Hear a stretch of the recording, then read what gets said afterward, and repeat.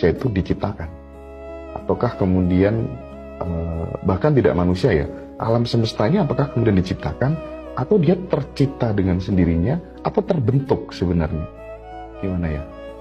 Saya pakai dasar ya, supaya jawabannya tidak terlalu luas. Karena ini pertanyaan sangat krusial, sangat bagus. Tuhan bilang begini, kuntu kanzan mahfian wa ahbabtu an u'rifa fa khalaqtuhu. Itu hadis qudsi yang kalau kita baca kitab kumpulan hadis qudsi, pasti itu hadis primadon.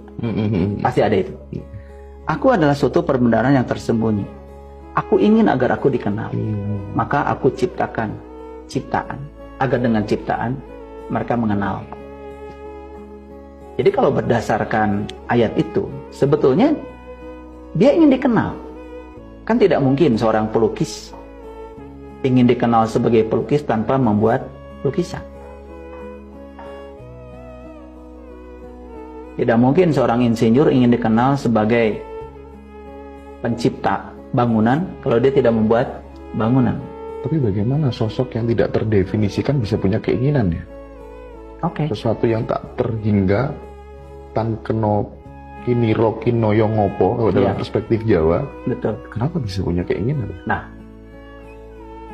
sama saja dengan begini.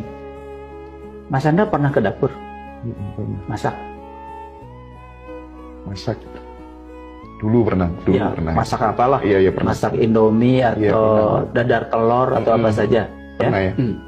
Kemudian di dapur, Mas Hendra itu bikin masakan untuk menyenangkan siapa?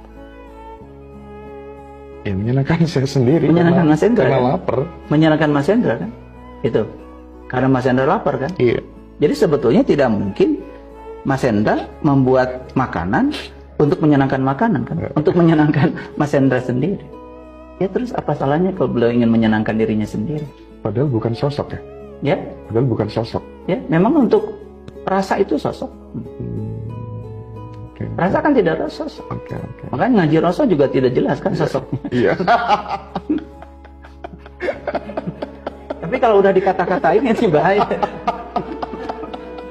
Iya. Sebetulnya yang bermasalah itu tadi pertanyaannya sendiri. Dari mana kita punya pandangan bahwa untuk merasakan harus sosok?